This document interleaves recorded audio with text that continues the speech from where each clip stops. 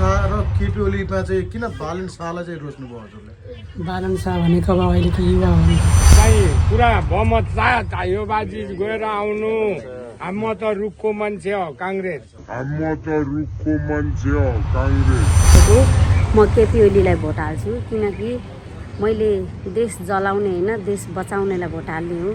मैले देश जलाउने होइन देश बचाउनेलाई भोट हाल्ने हो। नेपाली काङ्ग्रेस जिन्दाबाद। भोट केमा? माटो एक लिनुपर्छ हामीहरूको। बालनलाई दिनुपर्छ होला यसपालि। बालन शाहज्यूलाई प्रधानमन्त्री बनाउने हजुरको सपना छ? सपना छ। ए भनेपछि यो पाल पक्का 24 होइन 24-25 गते चाहिँ भनेपछि थाहा हुन्छ होइन? तपाईँहरूको मत चाहिँ घन्टिला रहेछ होइन? ल समय र समयको लागि हर्क सम्पकज्यूलाई प्रधानमन्त्री बनाएको हेर्ने तपाईँको रहर छ होइन? मत परिवर्तन हुन्छ हर्क सम्पकलाई हो किन माटो पार्टीलाई चाहिँ हजुरले मन पराउनु भयो? अब माटोमै सबै उत्पादन हुन्छ, माटोमै फल्छ, माटोमै खाइन्छ, माटोमै बसिन्छ, मर्दा पनि माटोमै र बाँच्दा पनि माटोमै। चाहिँ माटो पार्टीको चाहिँ माटोमा जय माटो। समाजवादीमा हर्केलाई हो, अर्को साथीलाई चाहिँ च्वाङलाई चाहिँ प्रत्यक्ष च्वाङलाई नै हो।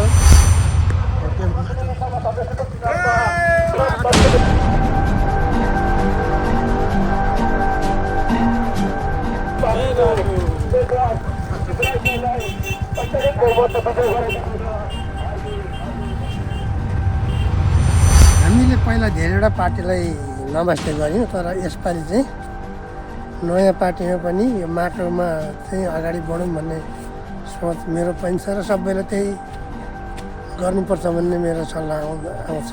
योचोटि चाहिँ एमाले काङ्ग्रेस माओवादी भन्ने यिनीहरूलाई छोडेर नयाँ पनि घन्टी भन्छ घन्टी पनि ठिकै होला तर हामीले चाहिँ सोचेको छ अहिले चाहिँ जे होस् 2 नम्बर क्षेत्र पर्छ होइन यो हजुर? यो 2 नम्बर बालन शाहको पनि अब ठिकै छ। अब अर्कोलाई ल्याउनुपर्छ, माटोमै हान्नुपर्छ यो पालि चाहिँ एकचोटि। अब पुरानो पार्टीहरूलाई त कसैलाई ल्याउनै भएन, नयाँलाई चाहिँ ल्याउनै पर्यो। यो पाल चाहिँ यतिखेर चाहिँ वडा नम्बर 5 मा आएको छु 0 पोइन्ट भन्नेमा यो पाल मत परिवर्तन गर्दै हुनुहुन्छ चेली हजुर? हजुर एकदम मत परिवर्तन हुँदैछ होइन? अब यसपालि त एकदम ढुक्कले भन्छु हर्क साम्पाङज्यूलाई ल्याउनु मन छ किनभने अब अरूको कामहरू धेरै मजाले देख्यो। हजुर अब यहाँभन्दा धेरै देख्नु नपाऊँ हजुर त्यही भन्न चाहन्छु। ल भनेपछि पुरानो दलहरूलाई छोडेर नयाँलाई ल्याउने खोज्दै हुनुहुन्छ? एकदम काम छैन अब अरूको। ल ल धेरै पुरानो हेऱ्यो कि हजुर हजुर पुरानो धेरै चाहिँ अब नयाँ हजुर हाम्रो माटो एउटा ल ल भनेपछि पुरानो दलहरू यो पाल त्याग्दै हुनुहुन्छ तपाईँहरू? पुरानो दल त अनि अब त्याग्नुपर्छ नि। योभन्दा अगाडि चाहिँ कुन दल हजुरले वर्षमा हेरियो योभन्दा अगाडि कुन एउटा दल केही देखिएन, एउटा केही उपाय लगाएन होइन। काका हजुर अब विकल्प यही हो। होइन योभन्दा अगाडि कुन दललाई मत दिनुभएको त हजुर? दियो हो भाइ, हजुर काङ्ग्रेसलाई दियो, एमालेलाई दियो। सर हजुर हजुर दिएन? छैन भने केही त फाल्दैन ए केही त हुँदैन। भनेपछि यो पाल मत परिवर्तन गर्दै हुनुहुन्छ सबै माटै होइन? नयाँलाई हेर्ने तपाईँहरूको चाहना छैन? चेली हजुर नमस्कार। यो पाल मत परिवर्तन गर्दै हुनुहुन्छ? ल यो पाल मत परिवर्तन गर्दै हुन्छ? यो पाल मत परिवर्तन गर्दै हुनुहुन्छ? मत त अब गर्नुपर्छ, देश परिवर्तन गर्नुपर्छ। ल देश मत परिवर्तन गर्दै हुनुहुन्छ? माटो बेकार केही हुँदैन अनि माटैमा मन पर्यो माटै चाहियो। माटै होला भनेपछि योभन्दा अगाडि कुन दल हजुरले मत हाल्नुभयो? पहिला पहिला धेरै हाल्यो एमाले काङ्ग्रेस तपाईँको अनेक जति पनि आयो त्यति सबैलाई हालेर चेक गरेँ पहिला तर केही भएन। ल अब यो पाल मत परिवर्तन गर्दै हुनुहुन्छ? अङ्कल ल ल देवा आशीर्वाद दिनु है, देवा आशीर्वाद दिनु सुदीप राईज्यूलाई। ल हुन्छ देवा, ल देवाको आशीर्वाद। ल मत परिवर्तन यो पाल पक्का हुन्छ होइन? पक्का अनिवार्य। हाम्रो मेरो परिवारबाट सबै आउँछ। 2 नम्बर क्षेत्रमा चाहिँ हाम्रो मोतीराज राईज्यूले चाहिँ घुमाउँदै हुनुहुन्छ, उहाँले चाहिँ उम्मेदवार। यतिखेर हामी वडा नम्बर 5 चाहिँ यो लाउरेटोल भन्छ होइन? यो पाल मत परिवर्तन हुँदैछ भनेर चाहिँ सबैजनालाई चाहिँ जानकारी गराउन चाहन्छु।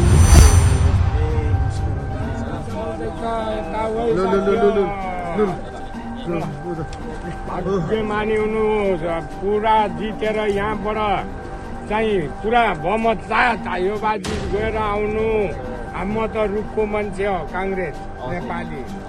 मेरो बाजेकै पालादेखि बाजेले गर्यो, बाबुले गर्यो, मैले गरेँ, मेरो छोरी छोराले गर्छ। र पनि अब राम्रो के छ होइन पुऱ्याएर आउनु। बाजे के भनेपछि पुस्तै काङ्ग्रेस के यो बाजी चाहिँ परिवर्तन भयो हाम्रो एकदम। मर्दो रहेछ नि त कुरो भएपछि। ए हो जय माटो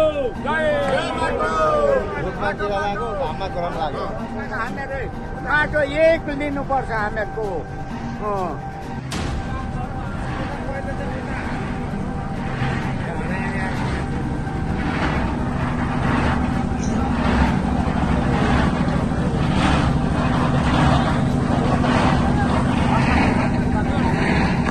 छोडेको हुन्छ क्या मैले पार्टी छोडेर क्षेत्र प्रतिनिधि छोडिदिएर मैले नेपाली काङ्ग्रेसले माटोलाई माया गर्ने मान्छे। माटो हाम्रो माटो छैन भने हामी केलाई टेक्ने हजुर? खै पहिले गरले खै आसमा त देखाउँछ अनि त्यसपछि हामी अब बताउन आँट्दैछौँ। माटोलाई होला नि बिस्तारै होस् पुऱ्याउँदै होस् भन्दै। अनि योभन्दा अगाडि चाहिँ हजुरले कुन पार्टीलाई दिनुहुन्छ? खै कुनलाई दिम हौ बिर्सी पो सक्यौँ हौ। मत परिवर्तन गर्दै हुन्छ काङ्ग्रेस गरिहाल्छ नि पहिलादेखि यो बात मात्रै होइन, हामी त अहिलेसम्म त भनेको माटोलाई के तारालाई दिन्छौ? नमस्कार, म मिना विश्वकर्मा। मेरो घर दमक झापाको क्षेत्र नम्बर 5 मा मेरो घर पर्छ।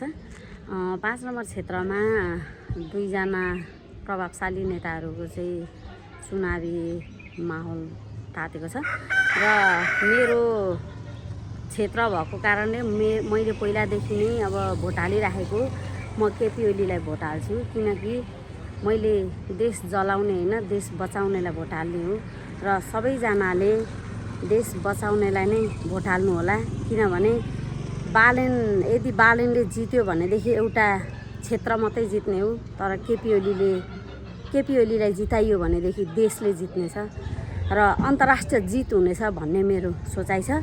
र मेरो कर्मथलो यो चुलाचुली 5 नम्बरको चुलाचुलीको 4 नम्बर क्षेत्रमा परेको हुनाले म यहाँ योभन्दा अगाडि पनि हामीले उपनिर्वाचनमा सुवाङ नेमाङलाई भारी मतले जिताएका थियौँ र अहिलेको यो चुनावमा पनि यहाँको विकास गर्नेदेखि लिएर युवा नेता, एकदमै प्रभावशाली नेता पनि र शालीन अनि अहिलेको यो प्रविधिसँग पनि जोडिएको र प्रत्यक्ष मान्छे यहाँको जनजाति यहाँको बसोबासीहरूको मन जित्न सफल हाम्रो सुवाङ भाइलाई चाहिँ अत्याधिक बहुमतले जिताउनु हुन चाहिँ म अनुरोध गर्दछु। किनभनेदेखि देशको एकदम कर्णधार हुन्, उनीलाई एकदम जिताउनुपर्छ भन्ने मेरो मान्यता छ। हस्, धन्यवाद।